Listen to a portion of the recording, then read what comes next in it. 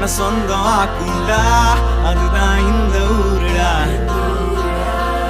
எங்க பீச்சு காத்து மேல பட்டா போதுண்டா, உனக்கு நல்ல ராசிடா, இனி நீ சென்னை வாசிடா.